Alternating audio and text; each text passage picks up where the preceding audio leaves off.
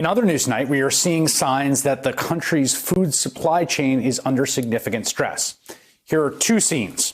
These are the enormous lines for the LA Regional Food Bank over the weekend, with cars stretching for miles. We've seen this kind of scene play out all over the country. People are desperate for food. They're having trouble feeding their families, their kids particularly. And here's another scene. This is what some dairy farmers are doing, dumping out thousands of gallons of fresh milk every day.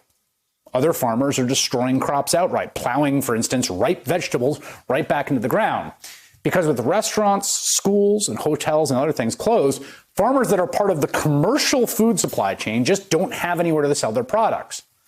Also, the frontline workers, those that are keeping the food chain going, they are clearly at tremendous risk. They're still in the fields picking produce with minimal to no protection, particularly immigrants without papers.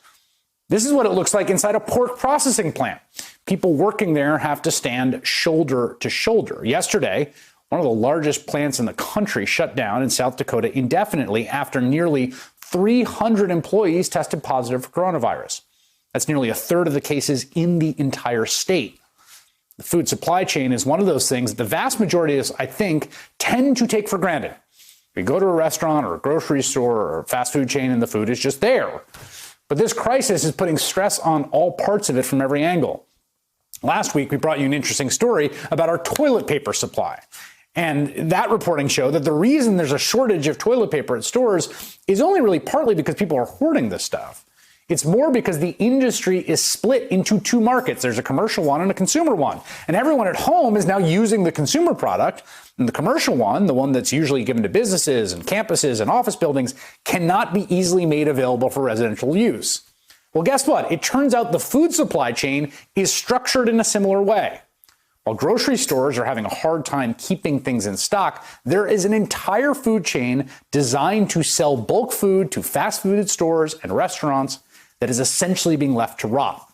And that is because a supply chain, as one dairy industry advocate explains, is tough to just switch around. Because oftentimes the packaging and the size of the product that's delivered to grocery stores or distributed through those avenues of food service are much larger and not necessarily for family use. This weekend, Wall Street Journal's agriculture reporter Jesse Newman wrote about coronavirus's impact on our food supply chain, specifically why farmers are dumping milk and breaking eggs in the middle of a pandemic. Jesse Newman joins me now. And Jesse, you've been doing great reporting on this that I've been following avidly. Talk to me a little bit about this conundrum here, the paradox of these sort of two supply chains and the fact that one of them is so in sort of disuse at this strange moment that there's tons of food being produced with nowhere to go. Yeah, thanks. It's a really strange situation that farmers and food producers find themselves in. You know, in the past few months since all of this began, we've seen just massive upheaval in the food supply chain. And, you know, at the beginning, we saw consumers flocking to grocery stores and clearing shelves of just about every product in anticipation of weeks and months at home. And so we started looking at, well, what is the strength of this food supply chain? And early on, we learned that there was plenty of food in the country. So our cold storage warehouses were full of products like chicken and pork, and there was plenty of fresh produce on farms and on orchards, and plenty of grain in grain bins. But it's become clear over time that this huge shift was needed to take place in order to get that food to consumers. So as restaurants closed, hotels and school cafeterias, all of that food that was destined for those outlets needed to be shifted to grocery stores. And as it turns out, that's tough to do. Right. So you've got the situation where the food is there, but they don't have the relationships, the distributors, the networks that are sort of pre-established to get them into major grocery chains. So you've got that sort of part of it wilting. Is the grocery avenue able to keep up right now? I mean, is the sort of residential household use food supply chain functioning essentially? So grocers, like everyone in the food supply chain, are scrambling to keep up. And the challenge really is converting some of these products from restaurants into the grocery chain. So, for example, we wrote about dairies that are dumping milk and chicken companies that are breaking eggs, that are growing chickens for meat. And there is just too much food that can't make it into the grocery channel, as you say, because some of those relationships don't exist. And it's also a question of varieties of food and packaging and sizes. So, for example, Right. Vegetable producer told me that they've got all this conventional spinach that they grow for use in restaurants. Well, as it turns out, shoppers mostly prefer organic spinach. And so there just isn't a home for vast quantities of the conventional spinach that they grow.